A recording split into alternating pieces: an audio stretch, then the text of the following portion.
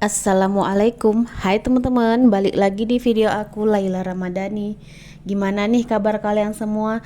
Semoga dalam keadaan sehat ya, dilancarkan rezekinya, dimudahkan segala urusannya, dan bahagia selalu ya, amin amin ya robbal alamin. Nah, di video kali ini agak berbeda ya teman-teman. Jadi karena kemarin tuh aku kurang begitu fokus ngerekam videonya, padahal rencananya aku mau buat video panjang, tapi ini kok jadi video short ya teman-teman. Nggak apa-apa lah ya teman-teman, karena aku udah terlanjur ngerekam 2 menit. Ya udah deh, aku lanjutin aja. Mudah-mudahan video aku ini ada yang nonton ya. Tapi kalau nggak ada yang nonton nggak apa-apa juga. Yang penting aku upload video. Karena kan di minggu ini aku udah jarang upload video ya teman. Nah, lanjut ke videonya ya. Di sini aku mau share budgeting minggu kedua aku di bulan Agustus, dan di sini aku mau evaluasi budgeting minggu yang lalu bulan Agustus. Oh iya, mohon maaf ya teman-teman, kalau minggu kemarin aku nggak upload itu memang lagi nggak sempat ya teman-teman, karena aku lagi masih fokus untuk ke anak juga ya, mohon maaf ya. Tapi karena ini aku videonya lagi gabut-gabut, mohon dimaafkan juga ya teman-teman. Oke ya, lanjut ke video. Untuk kategori galon, aku ada pakai 15.000, jadi nggak ada sisa ya. Untuk budget iuran sampah juga masih ada ya teman-teman, cuma aku belum bayarkan. Untuk dana tak terduga ini juga sudah habis, aku pakai 20.000. Kebutuhan lain-lain juga nggak ada sisa. Belanja mingguan ini ada sisa 12.000, jadi aku pakai minggu ini 88.000. Untuk jajan ada sisa 2.000, terpakai 18.000. Untuk pulsa nggak ada sisa, untuk jaga-jaga juga nggak ada sisa. Jadi sisa budget minggu ini ada 14.000. Alhamdulillah masih ada juga sisa. Untuk pemakaian kebutuhan 191.000 dalam seminggu ini. Nah, ini untuk sisa budgeting yang 5 ribuan ini ada dua, aku akan isi saving challenge 5.000 untuk dana lebaran tahun depan. Dan untuk yang 1.000-an ini aku masukkan ke sisa budgeting aja ya teman-teman. Mana tahu ini perlu, kalau misalkan ada keperluan apa gitu ya teman-teman, aku pakai juga dari sisa budgeting ini. Nah, lanjut di sini aku catat dulu kebutuhan aku di minggu ini. Nah, di sini aku ada sedikit perubahan untuk di saving ya, teman-teman. Untuk tabungan utama aku anggarkan 50.000 per minggu. Karena kan tabungan ini jangka pendek. Karena rencananya akhir tahun ini aku ada rencana mau pulang. Jadi aku harus berhemat. Maklum aja ya, karena aku ini anak perantauan, jadi cita-cita ingin pulang kampung. Lanjut di sini aku untuk dana pendidikan, aku anggarkan 15.000 per minggu. Untuk dana darurat 20.000 per minggu.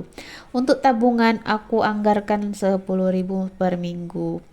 Lanjut di sini untuk kebutuhan aku dan anak-anak, galon 15.000 seperti biasa, iuran sampah 5.000, dan untuk dana tak terduga seperti biasa 20.000. Untuk belanja 100.000. Kebutuhan lain-lain 20.000, dan untuk jajan 15.000. Kok jajan? Jajan 20.000, pulsa 15.000, jaga-jaga 10.000. Nah, di sini untuk sedekah aku nggak cantumkan ya teman-teman. Aku punya dana lain, jadi aku nggak cantumkan di sini teman-teman. Jadi total kebutuhan pas 300.000. Nggak ada sisa ya, aku memang harus berhemat ya teman-teman. Karena aku juga punya keinginan, walaupun penghasilan aku ini pas-pasan, gaji pak suami juga pas-pasan, aku juga harus bisa berhemat ya teman-teman. Bukan aku pelit, tapi aku memang menyesuaikan dengan kondisi keadaan aku ya teman-teman. Di video kali ini aku mau cerita sedikit ya tentang keuangan aku di masa yang lalu. Nah, di situ aku awal memulai belajar budgeting pada saat aku itu emang benar-benar nggak punya uang, nggak bisa mengatur uang, nggak bisa menabung. Di sini aku juga pernah jualan kue, jualan es, sampai jualan online. Tapi semuanya nggak jalan mulus. Kadang laku, kadang enggak pernah laku sama sekali. Ya kadang aku modal pun enggak terkumpul gitu ya. Nah, semua aku berhentiin jualan itu. Aku putus asa. Ya udah deh, nggak usah jualan lagi. Tapi aku berpikir bagaimana caranya mencari penghasilan tanpa mengeluarkan modal. Nah, lanjut. Di situ aku kan nggak punya HP ya, teman-teman. Yang punya HP Android itu Pak suami. Aku juga nggak punya uang untuk isi paket tuh, dan aku nggak ngerti ngisi-ngisi paket. Masih jadul lah, masih gaptek. Nah, kebetulan mama mertua aku itu punya wifi, pasang wifi udah lama banget gitu ya. Ya udah aku pinjam HP-nya Pak suami gitu. Terus aku belajar apa aja yang aku pelajari, semua aku pelajari, yang tentang food prep, tentang budgeting, tentang mengatur keuangan. Nah, di situ aku ketemu sama channelnya Irma Utomo. Dia membahas tentang food prep, cara menyimpan makanan selama seminggu di kulkas. Nah, di situ aku pelajarin, dan alhamdulillah Allah menemukan aku dengan food prep ini, dengan channel ini. Keuangan aku lumayan gitu ya, aku bisa menabung. Tapi memang awalnya itu capek ya.